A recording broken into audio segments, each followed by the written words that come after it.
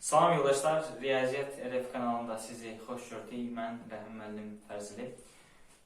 Bu videoda belə bir sualın izahına baxırıq. Bu sual daha öncələr DİM test toplusu 2019-un oxşarlıq və homoteoriya mövzusunda içərisində verilmişdi. Yeni 2023-cü ildə nəşr olunan test toplusunda isə törəmə mövzusunun içərisində verilmişdi. Orta plonun videosunu çəkəndə kanalda var. Biz qeyd etmişdik, törəmə vasitəsilə olmaq olar. Bunun nəticəsindən istifadə etmişdik. İndi isə buna həm törəmə vasitəsilə, həm də belə deyək, oxşarlıq vasitəsilə gəlib çıxacağımız bir nəticə, sonra sual həlli. Təbii ki, haqqında bir video çəkiləcək qədər dahiyana bir sual deyil, amma iki üsulun ikisi də maraqlıdır deyə, ona görə məncə kimlər üçün maraqlı ola bilər deyə fikirləşdim. Növbəti videolardan xəbərdar olmaq istəyirsinizsə, kanala abunə olsanız və bizə dəstək olmaq üçün videoları paylaşsanız yaxşı olar. İndi gəlin sualın izahına baxaq. Sualı belə qeyd edeyim. Sualın mövzusu nədir? Deməli, bir su kanalı var. Su kanalından 36 metr aralıda və 28 metr aralıda iki belə deyək, məntəqə var, iki ev var. Məsələmiz budur ki, bu deməli, evdən su kanalına qədər məsafə 36, bu evdən məsafə 28. Bu iki məntəqə arasında məsafə üfüqi, belə deyək, xət boyunca gedəndə, bu perpendikulyarlar arasında məsafə 48 metrdir. Yəni,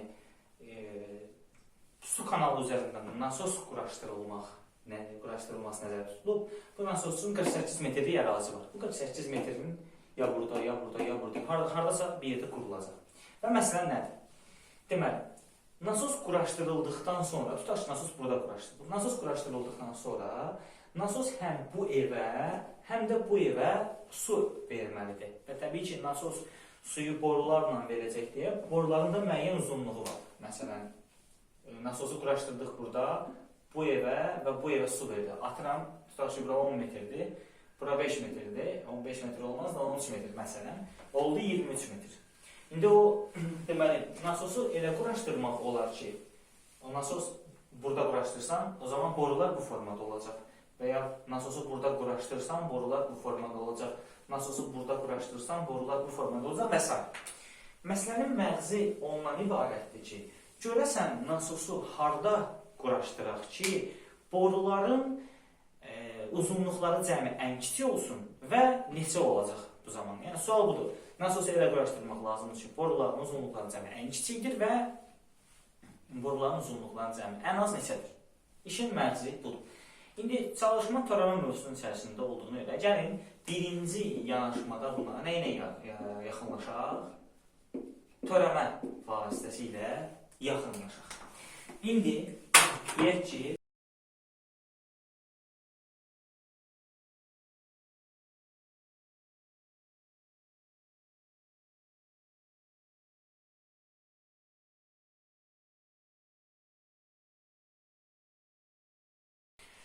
burada, məsələn də, bilmirəm nədir, burada bir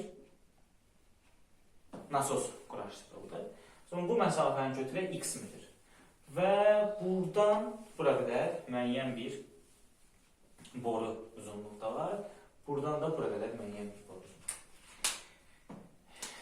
Bunlar perpendikulyar olduğuna görə, bu borunun uzunluğu cəmi Pifagor teoreminə görə kök altda 36-nın kvadratı üstəyər x-in kvadratıdır.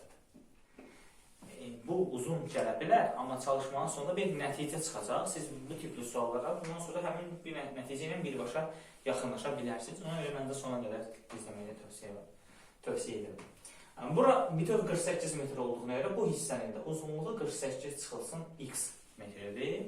O zaman yenə Pifagor teoreminə görə bu borunun uzunluğu kökün altında 48 çıx x-in kvadratı üstəyər 28-in kvadratı olacaq. Bizim işimiz budur. Birinci borunun uzunluğu üstəcər ikinci borunun uzunluğunun cəminin ən kiçik olma məsələsi. bu cəm ən kiçik nədir? Gəlin bunu bir işarə eləyək y-la. Bu bir x-dan asılı funksiyadır. Bu funksiyanın adını işarə elədik y-la. Biz də törəmə mövzusunda bilirik ki, funksiya öz maksimum və minimum nöqtələrdə törəməsi sıfıra bərabərdir. Törəmə dərsinin də həmçinin məktəb riyaziyyatının din imtahanlarına hazırlaşmaq üçün, həmçinin digər buraxılış imtahanlarına hazırlaşmaq üçün məktəb dərsinin lazım olan bütün mövzular hamısını izahın kanalda yerləşdirmişik, baxa bilərsiniz. Tapa bilmədiyiniz videoları şərhlərdə qeyd edin, biz sizə onların linklərini göstərik. Həmçinin törəmə mövzusunun dərs sahəsində də bu anlayışları izah etmişik. Funksiyanın öz maksimum və minimum nöqtələrdə törəməsi sıfıra bərabər. Yəni, bu minimum qiymət alacaqsa bu funksiya, onun törəməsi sıfıra bərabərdir. O zaman törəməni tapaq bərabərləşdirək sıfıra. Y törəmə bərabərdir. Bilirik ki, kök altı x funksiyasının törəməsi 1/2 kök altıda x-dir. O zaman bu funksiyanın törəməsi də 1/2 kök altıda 36 üstəgəl x kvadratıdır. Lakin biz yazdıq kök altı x funksiyasının törəmə düsturunu. Burada kök altı x deyil, kökün altında başqa bir kvadratik funksiya var. Yəni, burada artıq mürəkkəb funksiya var. Bir də vurmalıdır. Mürəkkəb funksiya nədirsə, yəni mürəkkəbdə yer alınacaq onun törəməsinə. Yəni, 36 üstə x kvadratının törəməsinə. 36-nın törəməsi 0-dır. X kvadratının törəməsi 2x üstəgəl. Yenə bir kök altı funksiya. Kök altı funksiyanın törəməsi 1/2 kök altı x-dir. 48 çıx x kvadrat üstə 28-in kvadratı. Vurmalıyam bir də bunun özünün törəməsinə. 28-in kvadratının törəməsi sabitdir, sıfıra getdi, 2 gəldi önə, qüvvət bir dənə azaldı. Lakin yenidən artıq o x kvadratı deyil, 48 çıx x-in kvadratıdır. Bir də vurmalıyam 48 çıx x-in özünün törəməsi, yəni -1-ə, o zaman önə düşsün -1. Minimum nöqtədə törəmə olmalı 0. Bərabərdir 0. Sonra nə olur yoldaşlar? İkilər gedir ixtisar, x böl 36 üstəgəl x kvadrat bərabər 2-lər yenə getdi. 48 çıx x böl kökün altında 48 çıx x-in kvadratı üstə 28-in kvadratı. İndi işin gözəl yanı nədir? Biz bundan oyna bu ifadənin çarpazlığı x tapa bilərik. Yəni, haqlıyıq da hər şeylə qaydasındadır. Tapacağın x var, hansının minimumda, hansının maksimumda araşdırdıq, gətirib hesablayadıq və s. və s. Lakin, burada tələsməsək, xırda bir diqqət edirsək, nə görürük? Fikir verin, x-in 36 üstə x kvadratının kökə nisbəti. Yəni, katetin hipotenuza nisbəti, o da bucağın nə idi? Bu katetin, bu hipotenuza nisbəti, buradakı bu alfa bucağının deməli, kosinusu deməkdir. Eyni ilə burada yenə katetin hipotenuza nisbəti 48 çıx x-in buna nisbəti. O da bu bucağın kosinusudur. Nə oldu bu iki dənə qiymət bir-birinə bərabər? Yəni bu kosinus alfadır. Bu isə kosinus betadır. İti bucaqların kosinusları bərabərsə deməli bunlar nədirlər? Eyni bucaqlardırlar. Yəni buradakı alfa bucağı ilə buradakı bu bucaq eynidir. O bucaq da alfadır. Digər bucaqda nədir? Deməli, alfadır. Onda belə çıxır ki, 90 dərəcə alfa dərəcə, 90 dərəcə alfa dərəcə. Onda bu bucaqla bu bucaq nə oldu? Eyni bucaq oldu. Bucaqlar eyni bucaqlar olduqlarına görə bir üç bucağın iki bucağı başqa bir üç bucağın iki bucağına bərabərdirsə, o üç bucaqlar oxşar üç bucaqlardır. BB əlamətindən belə idi. Deməli, bu üç bucaqla bu üç bucaq oxşar üç bucaqdır. Ürəyimiz dözsə, həll edərik bu tənliyi, taparıq. Amma yəqin ki, dözməz. Ona görə neyəyə keçərik bu üç bucaqların oxşarlığına. Yəni, bunun iki dənə bucağı ilə bunun iki dənə bucağı oxşar. O zaman gəlin, keçək nəyə? Deməli, oxşarlığına. Bu üç bucaqda alfanın qarşısı 36, digərində alfanın qarşısı 28. Bu üç bucaqda deməli 90, alfa, ad qoymadığımız üçüncü bucaq, onun da adını indi qoyaq, gamma. Gammanın qarşısı x, Digər üçbucaqda 90 alfa 3-cü bucağın qarşısı 48 çıx x. Təbii ki, bu tənasübü həll etmək, aydın məsələ ki, bu tənasübü həll etməkdən qat-qat asandır. Burada 36 bölü 28 kəsimində 4-ə ixtisar etsək, 9 bölü 7 çarpaz vuranda 7x bərabərdir 9 dənə 48, 360, 72. 360, 72. Hesab xətası eləmək istəmirəm. 432 çıx 9x. Atdım o yana 16x bərabərdir 432. X-ə nə qalır? 432 elə nə idi? 48 vur 9 idi. Böldüm 16-ya 27. Belə deyək yoldaşlar, bu x parçasının uzunluğunu tapdıq 20-dir. Yəni, birinci yanaşmada biz bunların oxşar olduğunu gördük, amma nəyin vasitəsilə? Törəmə vasitəsilə. Birinci yanaşmada nədir? Törəmə vasitəsilə gördük. 27. O zaman gəlin Pifagordan istifadə edək, buranı tapaq. 27, 36 katet nə qədər olacaq? 36-nın kvadratı ilə 27-nin kvadratını toplamaqdan sonra onları 9-a bölərəm, 4-dən 3-ün kvadratını toplayaram. 4, 3. Pifagordan bura 5 olur. 9-a böldüyümü öyle bir də 5-ə vururam. Bura oldu 45 metr. X-i bayaq tapdıq 27. 48-dən 27 çıxanda bu hissənin uzunluğu nə qədər olur? 21. 21-in kvadratı ilə də 28-in kvadratını toplamaqdansa onları 7-yə bölərəm. 3-ün kvadratı ilə 4-ün kvadratını toplayaram. Yenə bura 5 qalır. 7-yə vuraram 35. Deməli, bu hissədəki borunun uzunluğu 45. Bu hissədəki borunun uzunluğu 35. Yəni, boruların ən az uzunluğu 80 metr olmuş olacaq. Deməli, bu nə idi? Bu törəmə vasitəsilə yanaşır.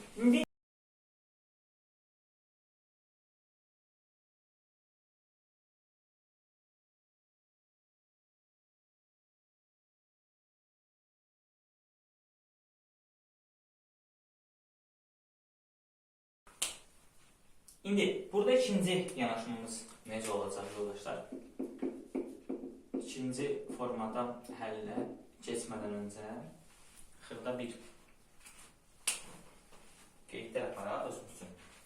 Yəqin ki, buna başqa yanaşmalar da ola bilər. Siz də onları şərhlər qismində qeyd edərsiniz, biz də baxarıq. Bunu sözsüz qəbul edirik ki, iki nöqtə arasında məsafənin ən qısa məsafə düz xətdir. Sözsüz qəbul etməyənləri də belə demək olar. Məsələn, A nöqtəsindən B nöqtəsinə qədər ən qısa məsafə bu düz xətdir. Əgər başqa cür, biz ancaq düz xətlərdən danışırıq da, başqa cür getmək mümkündürsə, məsələn, A nöqtəsindən başqa bir K-ya gedib, sonra B-yə gəlirsənsə, bilirsən ki, üçbucağın bir tərəfi, digər iki tərəfin cəmindən nədir? Kiçik, yəni A üstə B böyükdür C-dən. Yəni, ən qısası bu C-dir. Buradan A-dan K-ya gedib, oradan da B-yə getmək uzundur A-dan B-yə getməkdən. Bu daha qısa. Və başqa bir nöqtə götür, K-ya gedib, oradan B-yə gəlir. Yenə bu iki dənə cəm bundan böyük. Yəni, üçbucağın bir tərəfi digər iki tərəfin cəmindən deməli, kiçik, uzun tərəf bu ikisi bir yerdə. Bir nöqtədən digər nöqtəyə getməyin ən qısa yolu düz xətdir. İndi burada istifadə edəcəyik həmin məntiqdən. Deməli, bizim su kanalımız 36 metr evdən aralıdır bu, 28 metr bu, 48 metr də bunun uzunluğu. Deməli, buradan bura düz xət boyunca gedə bilmirəm, heç onun mənası da yoxdur. Mütləq gəlməliyəm bura, sonra getməliyəm bura. Ya da gəlməliyəm bura, sonra etməliyəm bura.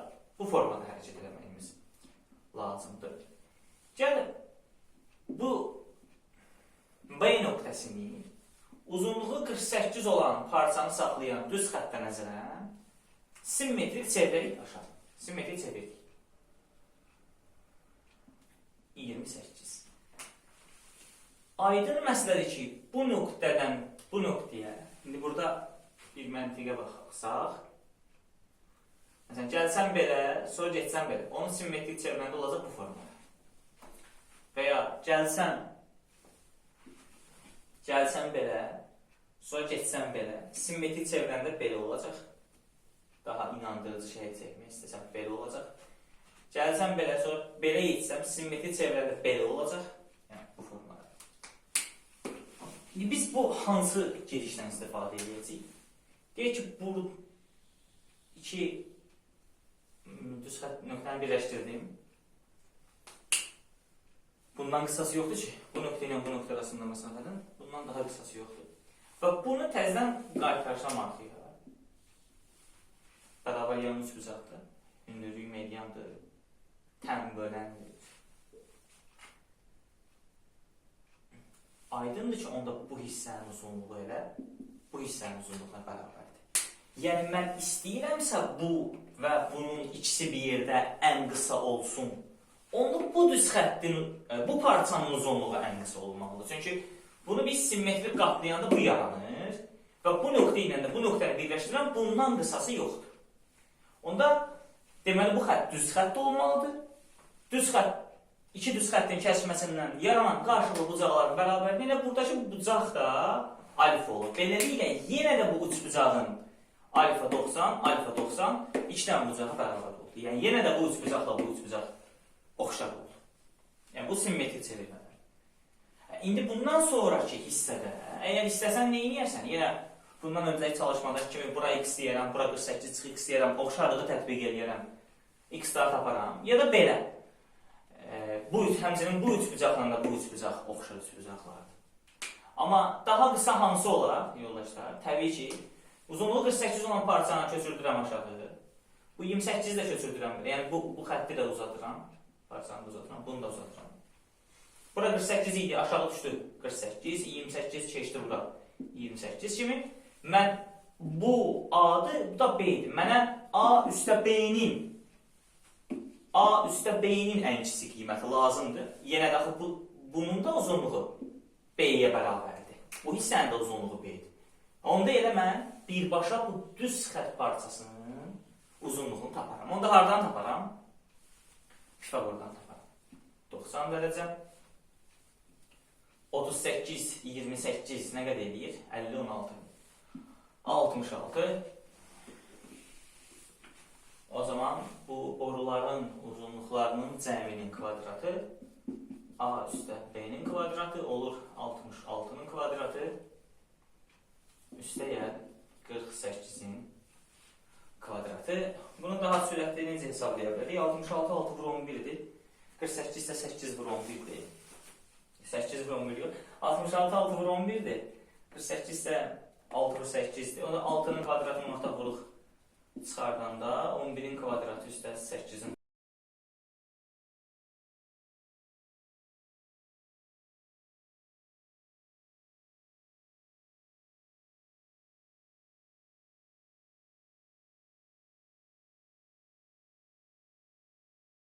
Hə, 38 deyildi, 36 idi. 36 idi, üzr istəyirəm. 36 idi. 36, 28, 64. Bəli. 36, deməli 50, 14. 64-ün kvadratı üstəyə 48-in kvadratı. Biri 8 vur 8-in kvadratı, bu da 8 vur 6-nın kvadratı. 8-in kvadratını ortaq vuruq çıxardanda 8-in kvadratı üstə 6-nın kvadratı qalır. Yəni 8-in kvadratı vur. 8-in kvadratı ilə 6-nın kvadratı olur 100, yəni 10-un kvadratı. Yəni bu məsafənin kvadratı 8 vur 10-un kvadratıdır. Onda həmən məsafə 8 vur 10, 80 olur. Yəni birinci yanaşmada törəmə vasitəsilə nə çıxmışdı? Yəni nəticə olaraq nəticə çıxarıb yanaşdıq. Törəmə vasitəsilə o nəticə çıxmışdı ki, bu bucaq bu bucağa bərabər olmalı idi. Onda bu uc bucağın oxşarlığından bu parçanın və bu parçanın uzunluğunu tapıb Pifaqor teoremi ilə bu iki parçanı tapıb toplamışdı. Amma ikincidə nəticəmiz bu çıxdı ki, sən demə buradan bu hissəyə gəlib bura qayıtmaq üçün bu iki dənə parçaların uzunluğunun ən kiçik olması üçün mütləq ki, bu bucaqla bu bucaq gərək bərabər olsun. Dediyimiz kimi bunu simmetrik qatlayanda bunların bir düz xətt düzlü olması lazımdır. Bu nöqtə ilə bu nöqtəni düz xətt boyunca birləşdirmək lazımdır. Bu da simmetrik fırlamışdıq aşağıya. Bu bucaq bu bucağa bərabər olmuşdur. Düz xətt olduğundan qarşılıqlı bucaqların bərabərinə elə bu bucaqda alif olmuşdu burcaqda. Onu da yenə də bu üçbucaqla bu üçbucağın oxşarlığından da getmək olardı və ya böyük fiqurumuzu düzbucaqlı üçbucağa tamamlayıb belə yazmaq da olur. Ümidvaram ki, buradan nəsə öyrənə bildiniz. İnşallah növbəti videolarda görüşək. Bizə dəstək üçün videoları paylaşıb kanala abunə ola bilərsiniz. Sağ olun, özünüzə yaxşı baxın.